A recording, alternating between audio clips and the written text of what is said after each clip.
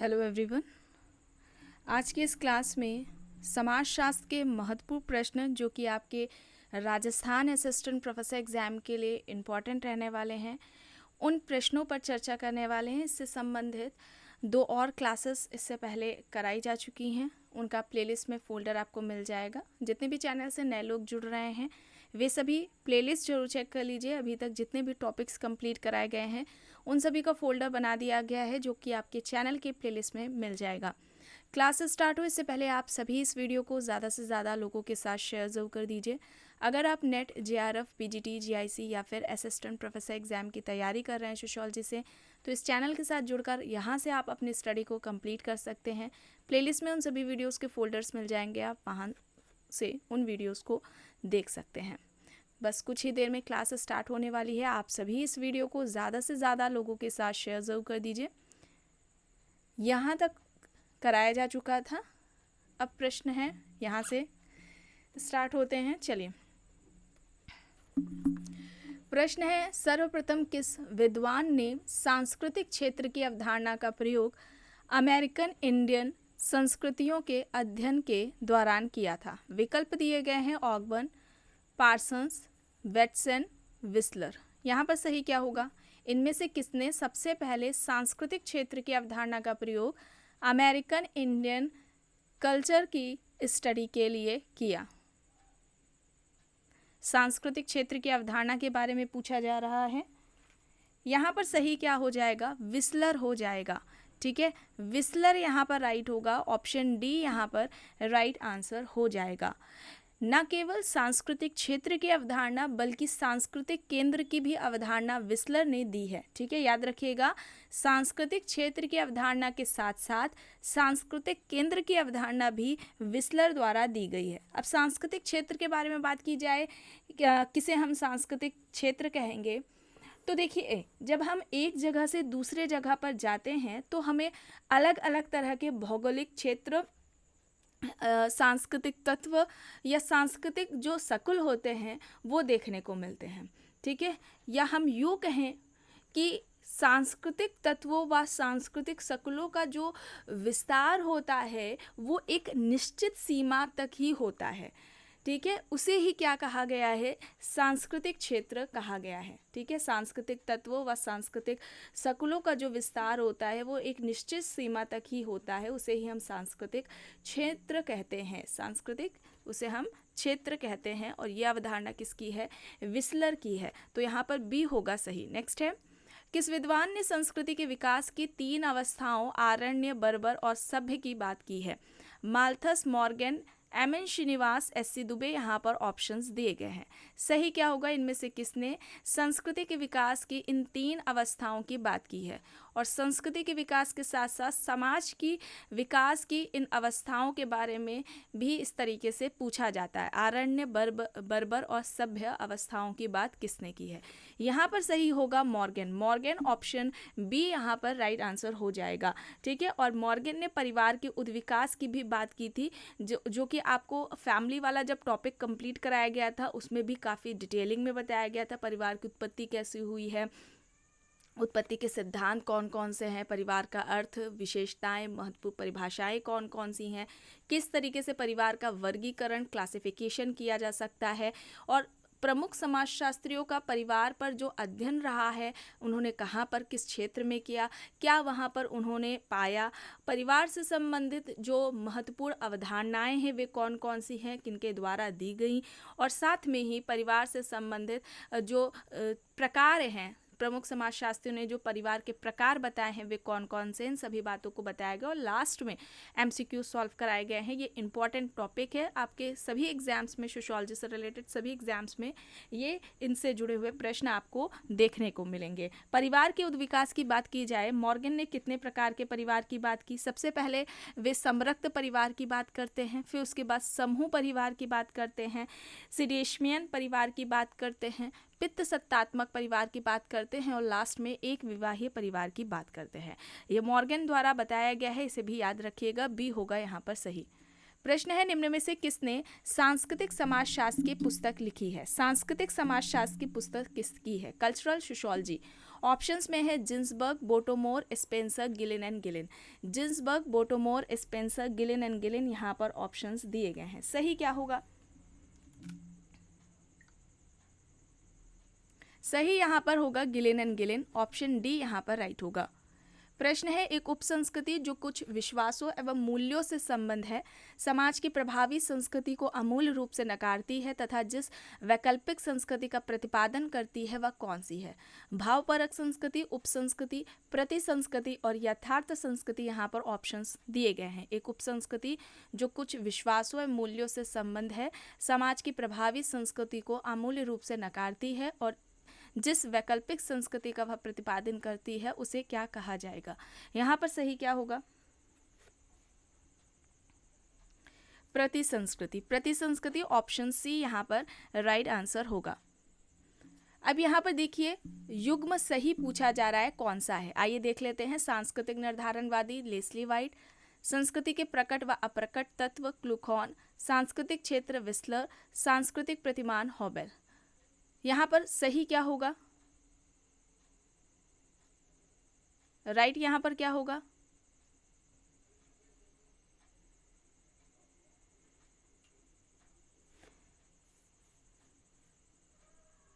इसे first second कर लीजिए।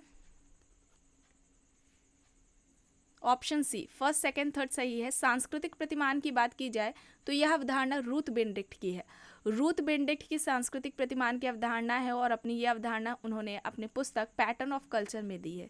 ठीक है, पैटर्न ऑफ कल्चर, इस पुस्तक में रूथ बेनेडिक्ट ने सांस्कृतिक प्रतिमान की अवधारणा दी है। विकल्प यहाँ पर सी होगा सही। प्रश्न है, संस्कृति अधिवैतिक एवं अधिसावयवी है, संस्कृति की उपरोक्त विशेषताओं का उल्लेख किसने किया है? हर्शकोविट्स, क्रोबर, एस.सी. दुबे, लिंटन, यहाँ पर ऑप्शंस दिए गए हैं। संस्कृति अधिवैतिक एवं अधिसावयवी है, संस्कृति की उपरोक्त विशेषताओं की बात किसने की है? यहाँ पर सही क्या होगा? कौन सा ऑप्शन यहाँ पर राइट होगा? क्रोबर होगा, ऑप्शन बी यहाँ पर सही होगा। ठीक है, बी यहाँ पर राइट है। प्रश्न है, निम्न में से किस विद्वान ने सभ्यता को संस्कृति का समानार्थक माना तथा इस शब्द का प्रयोग अशिक्षित लोगों के लिए किया है? आर्नोल्ड टॉयनबी, मैकेवर, गोल्डन वीजर या फिर इनमें से कोई नहीं। सभ्यता को संस्कृति का समानार्थक मानते हुए इस शब्द का प्रयोग अशिक्षित लोगों के लिए इनमें से किसने किया है? संस्कृति यानी कि कल्चर, इस टॉपिक को भी कंप्लीट कराया जा चुका है, इसका भी आपको प्लेलिस्ट में फोल्डर मिल जाएगा। और यहाँ पर सही क्या हो जाएगा? गोल्डन विजर हो जाएगा, ऑप्शन सी यहाँ पर राइट आंसर होगा। नेक्स्ट है, ऑगबर्न ने अपनी पुस्तक, अब यहाँ पर देखिए सही बताना है, आइए देख लेते हैं। ऑगबर्न ने अपनी पुस्तक सोशल चेंज में सांस्कृतिक विलंबना नामक सिद्धांत का प्रतिपादन किया। दूसरा है, अभौतिक संस्कृति का आगे बढ़ जाना व भौतिक संस्कृति का पीछे रह जाना सांस्कृतिक विलंबना कहलाता है। तीसरा है, भौतिक संस्कृति का आगे बढ़ जाना व अभौतिक संस्कृति का पीछे रह जाना सांस्कृतिक विलंबना कहलाता है। या फिर सांस्कृतिक विलंबना नामक सिद्धांत का प्रतिपादन ऑगबर्न ने 1925 में किया। यहाँ पर सही क्या है ये बताना है।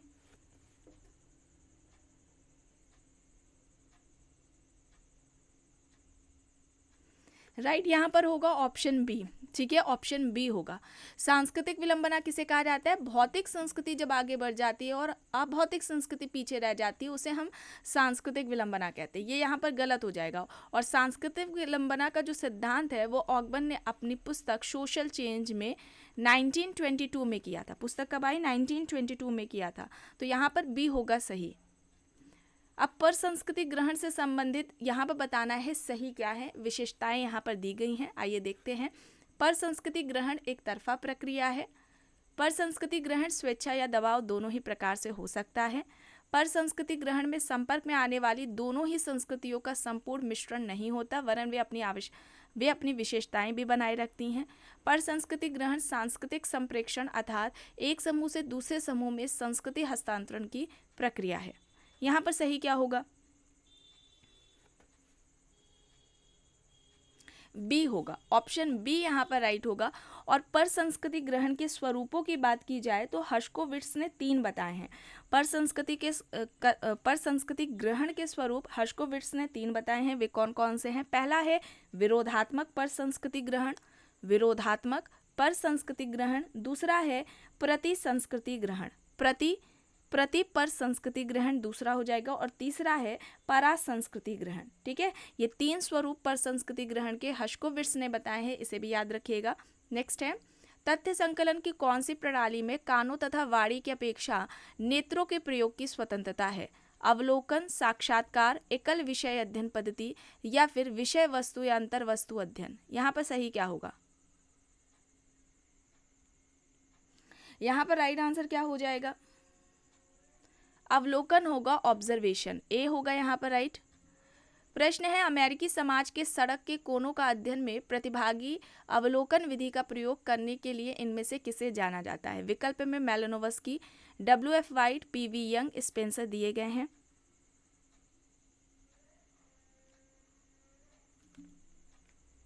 यहाँ पर सही क्या होगा? WF वाइट होगा। ये आपके नेट के पेपर में कई बार प्रश्न इस तरीके से पूछा गया है, बी यहाँ पर सही होगा।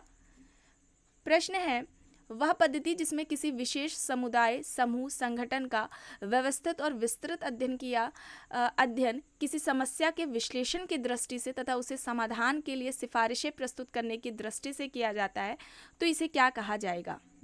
ऐतिहासिक पद्धति कहेंगे, उद्विकासीय पद्धति कहेंगे, एकल अध्ययन पद्धति कहेंगे या फिर सर्वेक्षण पद्धति कहेंगे? यहाँ पर सही क्या हो जाएगा? यहाँ पर सही होगा एकल अध्ययन पद्धति, एकल अध्ययन पद्धति, सी यहाँ पर राइट होगा। प्रश्न है प्रयोगात्मक शोध में समानता 2 प्रकार के समूहों का उपयोग किया जाता है। एक को प्रयोगात्मक समूह कहते हैं, दूसरे को क्या कहेंगे? मापन समूह, नियंत्रित समूह, संदर्भ समूह और उप समूह। यहाँ पर ऑप्शंस दिए गए हैं। राइट क्या हो जाएगा यहाँ पर? सही यहाँ पर हो जाएगा नियंत्रित समूह, बी होगा यहाँ पर राइट। प्रश्न है निम्न में से किसने समाज का वर्गीकरण साधारण, संयुक्त, द्विसंयुक्त और त्रिसंयुक्त के रूप में किया? Herbert Spencer, Durkheim, Goffman, Karl Marx. यहाँ पर ऑप्शंस दिए गए हैं। इनमें से किसने समाज का वर्गीकरण साधारण, संयुक्त, द्विसंयुक्त और त्रिसंयुक्त में किया है? Herbert Spencer, Durkheim, Goffman, Karl Marx. यहाँ पर ऑप्शंस दिए गए हैं और यहाँ पर सही होगा Herbert Spencer. Herbert Spencer option A यहाँ पर सही हो जाएगा। हर्बर्ट स्पेंसर की बात की जाए तो ये सामाजिक उद्विकासीय विचारक हैं और इन्होंने सबसे पहले सामाजिक संरचना इस अवधारणा का प्रयोग किया था और सामाजिक संरचना की तुलना इन्होंने मानवीय शरीर से की थी। और इसके अलावा समाज के 2 प्रकार इन्होंने बताए थे, सैनिक या शिकारी समाज और दूसरा औद्योगिक समाज। ठीक है, क्लियर? इन सभी बातों को आपको ध्यान में रखना है, इनसे संबंधित प्रश्न एग्जाम में पूछा जाता है। चलिए आगे देख लेते हैं। अब यहाँ पर कुछ इन्फॉर्मेशन थी जो कि आपके Bihar state and Bihar PGT exam से रिलेटेड थी, क्लासेस को लेकर के। और ये क्लासेस मेंबरशिप के लिए रहने वाली हैं सोशियोलॉजी की।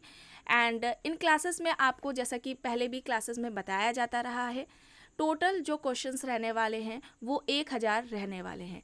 1000 क्वेश्चंस टोटल क्लासेस में कराए जाएंगे एंड ये जो क्वेश्चंस होंगे वो आपके इम्पॉर्टेंट टॉपिक से रिलेटेड रहेंगे। एग्जाम्स को ध्यान में रखते हुए जो इम्पॉर्टेंट टॉपिक्स हैं उनसे रिलेटेड क्वेश्चंस क्लास में कराए जाएंगे।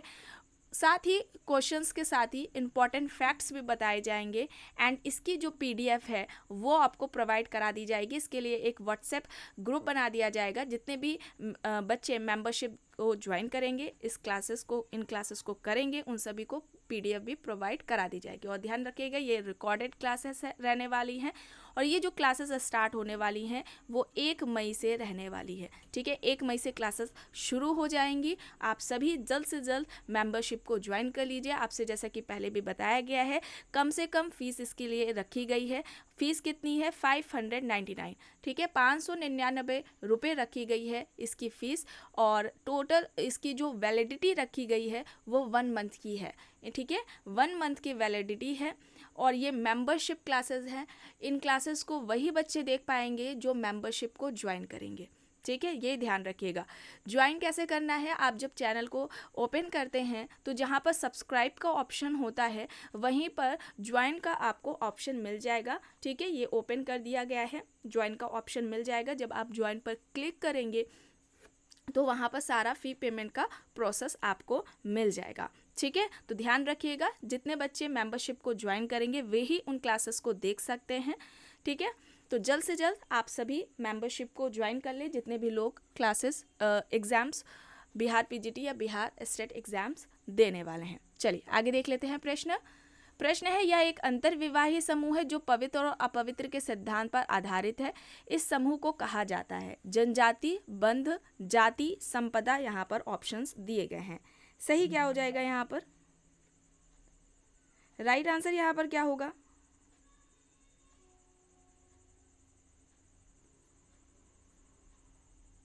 बताइए।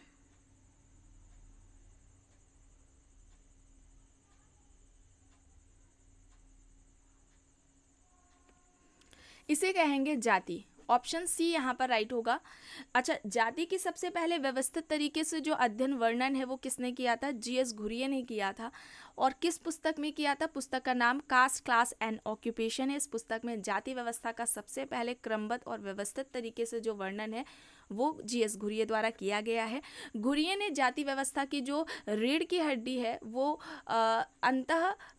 अंतर्विवाही समूह को बताया, अंतर्विवाह को बताया। ठीक है, जो अंतर्विवाह है इसे जाति व्यवस्था की रीढ़ की हड्डी बताया। और इनका यह भी कहना था, इन्होंने यह सुझाव भी दिया कि अगर हमें जाति व्यवस्था को खत्म करना है तो हमें अंतरजाति विवाह को प्रोत्साहन देना होगा। अंतरजाति विवाह के माध्यम से ही हम जाति व्यवस्था को खत्म कर सकते हैं। इस बातों को भी आप इन बातों को भी ध्यान में रखिएगा। इस तरीके से प्रश्न एग्जाम्स में पूछे जाते हैं। चलिए आगे देखते हैं। प्रश्न है, पति पत्नी एवं डॉक्टर मरीज जैसी परिस्थितियों को कहा जा सकता है? प्रतीति परिस्थितियां, विपरीत परिस्थितियां, परिस्थितिपुंज और युग्म परिस्थिति। यहाँ पर ऑप्शंस दिए गए हैं। यहाँ पर सही क्या हो जाएगा? यहाँ पर राइट आंसर हो जाएगा युग्म परिस्थिति। और युग्म परिस्थिति की ये जो अवधारणा है वो रॉबर्ट बियरस्टेट के द्वारा दी गई है। और युग्म परिस्थिति को ही ध्रुवीय परिस्थिति कहा जाता है, ये भी याद रखिएगा। ठीक है, युग्म परिस्थिति और ध्रुवीय परिस्थिति दोनों एक ही हैं, रॉबर्ट बियरस्टेट द्वारा दी गई है। और इनकी एक इंपॉर्टेंट बुक है the social order. The social order किसकी पुस्तक है? रॉबर्ट बियरस्टेट की है, ये भी याद रखिएगा। नेक्स्ट है, निम्न में से किस जनजाति में उत्सव के अवसर पर तीर और कमान देने पर बच्चे का पिता बनने का अधिकार निर्धारित किया जाता है? टोडा, कादर, अंडमान द्वीप समूह के निवासी या फिर न्यूरस? जनजाति में उत्सव के अवसर पर तीर और कमान देने पर बच्चे के पिता बनने का जो अधिकार है वो निर्धारित होता है टोडा जनजाति में। टोडा जनजाति पर अध्ययन किसका रहा है? रिवर्स का रहा है। ठीक है, रिवर्स ने अध्ययन किया है, ए होगा यहाँ पर राइट। प्रश्न है, यदि एक अध्यापक एक स्कूल छोड़कर दूसरे स्कूल में पढ़ाने का काम करने जाता है तो इसे क्या कहा जाएगा? अधोगतिशीलता, क्षैतिज गतिशीलता, सीधी गतिशीलता या फिर उपरोक्त में से कोई नहीं? सही क्या होगा यहाँ पर? यहाँ पर राइट आंसर हो जाएगा क्षैतिज गतिशीलता। क्षैतिज गतिशीलता ऑप्शन बी यहाँ पर राइट आंसर हो जाएगा। सामाजिक गतिशीलता, सोशल मोबिलिटी, इस टॉपिक को भी कंप्लीट कराया जा चुका है। सामाजिक गतिशीलता पर सबसे पहले जो अध्ययन रहा है वो सोरोकिन का रहा है। इन्होंने सोरोकिन ने अपनी पुस्तक सोशल मोबिलिटी में ही इस कॉन्सेप्ट के बारे में बात की है, सामाजिक गतिशीलता के बारे में। और यहाँ पर हो जाएगा ऑप्शन बी राइट आंसर। ठीक है, क्षैतिज गतिशीलता में स्थान परिवर्तन देखने को मिलता है, स्टेटस में किसी भी तरीके का कोई बदलाव नहीं होता। बी होगा यहाँ पर सही। प्रश्न है, नगरीयता जीवन का एक तरीका है जबकि नगरीकरण एक प्रक्रिया है, या किसके द्वारा कहा गया है? गॉल्पिन, वर्थ, बर्जेस, होमर हाइट। यहाँ पर ऑप्शंस है। नगरीयता जीवन का एक तरीका है जबकि नगरीकरण एक प्रक्रिया है, या किसका कहना है? सही यहाँ पर क्या हो जाएगा? यहाँ पर लुई वर्थ होगा, ऑप्शन बी यहाँ पर राइट होगा। नगरीयता की अवधारणा, नगरीकरण की अवधारणा, उपनगर की अवधारणा, उपनगरीय क्षेत्र की अवधारणा, ये सभी लुई वर्थ द्वारा दी गई हैं। बी है यहाँ पर राइट। प्रश्न है, इनमें से यह किसका कहना है कि हमारा समाज एक संगठनात्मक समाज है? विकल्प में Talcott Parsons, Robert Merton, Max Weber, Durkheim दिए गए हैं। हमारा समाज एक संगठनात्मक समाज है, यह किसका कहना है? और यहाँ पर सही हो जाएगा टॉलकेट पार्सन्स, ऑप्शन ए होगा यहाँ पर राइट। एंड इनकी जो कुछ इंपॉर्टेंट बुक्स हैं उनके बारे में भी बात कर लेते हैं। तो फर्स्ट जो बुक है the structure of social action, the structure of social action, ये इनकी बुक है। इसके अलावा द सोशल सिस्टम है एक बुक। फिर इकोनॉमी एंड सोसाइटी भी इनकी बुक है, ठीक है, इकोनॉमी एंड सोसाइटी। फिर नेक्स्ट है the system of modern societies, the system of modern societies ये हो जाएगा। एंड एक बुक है सोशल स्ट्रक्चर एंड पर्सनैलिटी के नाम से, सोशल स्ट्रक्चर एंड पर्सनैलिटी के नाम से भी बुक है, ठीक है। तो ये कुछ इंपॉर्टेंट पार्सन्स की बुक्स थी। और इनके अलावा समाजशास्त्र में अगर इनके योगदान की बात की जाए तो 3 महत्वपूर्ण योगदान है। सबसे पहला तो सोशल सिस्टम, सामाजिक व्यवस्था, फिर उसके अलावा प्रकारवाद, फंक्शनलिज्म पर, एंड लास्ट में सोशल एक्शन, सामाजिक क्रिया पर रहा है। ये 3 महत्वपूर्ण योगदान समाजशास्त्र में पार्सन्स के रहे हैं। चलिए आगे देखते हैं, ये प्रश्न गलत है। चलिए यहाँ पर देख लेते हैं, सरल समाजों में राजनीतिक संस्था का निम्न में से कौन सा आधार है? नातेदारी, राजत्व, जनरीतियाँ, रूढ़ियाँ, यहाँ पर ऑप्शंस दिए गए हैं। सरल समाजों में राजनीतिक संस्था का कौन सा आधार रहेगा इनमें से? नातेदारी, ए होगा यहाँ पर। प्रश्न है, किसके अनुसार ग्रामीण वह क्षेत्र है जिसके निवासी प्रत्यक्ष रूप से प्रकृति पर निर्भर हों, जिसका आकार सीमित हो, घनिष्ठ व प्राथमिक संबंध पाए जाते हैं उनमें? Merrill Eldridge, Elliott and Merrill, Landis, Henry Maine, यहाँ पर ऑप्शंस दिए गए हैं। इस तरीके से ग्रामीण क्षेत्र को इनमें से किसने परिभाषित किया? ग्रामीण क्षेत्र वह है जिनके जो निवासी हैं, जो रहते हैं, उनके बीच में वे निवासी प्रत्यक्ष रूप से प्रकृति से संबंधित है, प्रकृति पर वे निर्भर है, इनका आकार सीमित है और इनके बीच में घनिष्ठ और प्राथमिक संबंध पाए जाते हैं। इस tariके से ग्रामीण क्षेत्र को परिभाषित किया है लैंडिस ने। लैंडिस ऑप्शन सी होगा यहाँ पर राइट। एंड इस तरीके से एक प्रश्न ये भी पूछा जाता है कि ग्रामीण समुदाय को छोटे छोटे गणराज्य किसने कहा है? ठीक है, ग्रामीण समुदाय को छोटे छोटे गणराज्य किसने कहा है? चार्ल्स मेटकॉफ ने कहा है। ये एग्जाम्स में कई बार पूछा जाता है, तो ऑप्शन सी हो जाएगा यहाँ पर राइट। प्रश्न है, समूह अंतःक्रिया में संलग्न व्यक्तियों का एक संगठित संग्रह है, यह तर्क किसका है? अब देखिए, सोशल ग्रुप यानी कि जब सामाजिक समूह से संबंधित क्लासेस ली गई थी तो वहाँ पर समूह से संबंधित जो महत्वपूर्ण अवधारणाएं हैं उनको भी कंप्लीट कराया गया था एमसीक्यूज के साथ। यहाँ पर ऑप्शंस में जॉनसन, हॉटेनरेस, मोरिस जिन्सबर्ग, बोटोमोर ऑप्शंस दिए गए हैं। समूह अंतरक्रिया में संलग्न व्यक्तियों का एक संगठित संग्रह है, यह किसका कहना है, किसने तर्क दिया है? अगर बात की जाए समूह के कुछ लक्षणों या विशेषताओं की तो इसमें सबसे पहले क्या है? ऐच्छिक सदस्यता होती है, जागरूकता होती है, सामाजिक संबंध देखने को मिलता है, कार्यों का विभाजन भी होता है। कार्यों का विभाजन किस तरीके से होगा?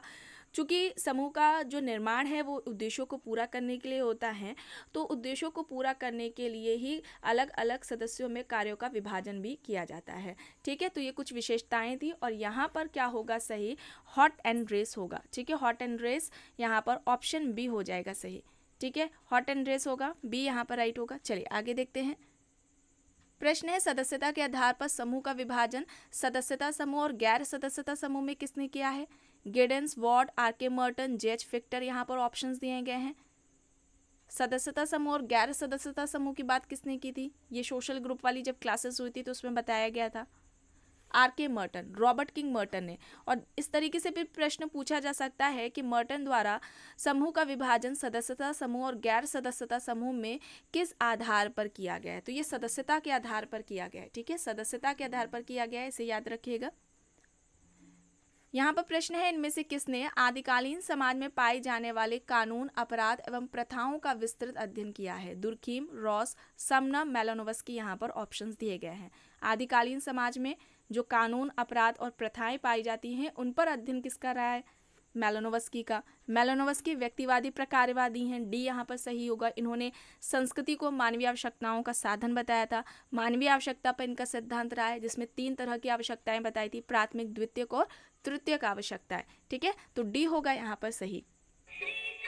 प्रश्न है, समाजशास्त्र सामाजिक सांस्कृतिक घटनाओं के समान स्वरूपों, प्रारूपों एवं अनेक प्रकार के अन्य संबंधों का सामान्य विज्ञान है, यह तर्क किसका है? समाजशास्त्र सामाजिक सांस्कृतिक घटनाओं के समान स्वरूपों, प्रारूपों एवं अनेक प्रकार के अन्य संबंधों का समान विज्ञान है, यह किसका कहना है? यहाँ पर सही होगा सोरोकिन, ऑप्शन ए होगा यहाँ पर राइट। प्रश्न है, कार्ल मार्क्स के सामाजिक स्थिरीकरण के आर्थिक स्वरूप के विपरीत इन 3 स्वरूपों की चर्चा किसने की है?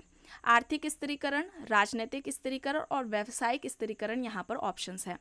आंद्रे बेते, सोरोकिन, बोटो-मोर, पार्सन्स दिए गए हैं। सामाजिक स्थिरीकरण के इन 3 स्वरूपों की बात किसने की है? सोरोकिन ने। ऑप्शन ए होगा यहाँ पर सही। प्रश्न है, समाजशास्त्र का मुख्य लक्ष्य मानवीय इच्छाओं द्वारा निर्मित सामाजिक संबंधों का अध्ययन करना है। यह किसका कहना है? टॉनीस, max weber, Karl Marx, Auguste Comte. यहाँ पर ऑप्शंस दिए गए हैं। समाजशास्त्र का मुख्य लक्ष्य मानवीय इच्छाओं द्वारा निर्मित सामाजिक संबंधों का अध्ययन करना है, यह कहना टॉनीस का है। ऑप्शन ए होगा यहाँ पर सही। एंड लास्ट है, सांस्कृतिक पारिस्थितिकी की अवधारणा से संबंधित कौन है? सांस्कृतिक पारिस्थितिकी की अवधारणा किसने दी है? जूलियन स्टीवर्ट ने। जूलियन स्टीवर्ट, ऑप्शन सी हो जाएगा यहाँ पर राइट। तो आज की क्लास में बस इतना ही। आई होप ये आपको पसंद आई होगी। अगर पसंद आई है तो प्लीज़ लाइक करिएगा, कमेंट करके ज़रूर बताइएगा। चैनल पर अगर आप नए हैं तो चैनल को भी ज़रूर सब्सक्राइब कर लीजिएगा। एंड इस वीडियो को जितना हो सके ज़्यादा से ज़्यादा लोगों के साथ शेयर भी ज़रूर करिएगा।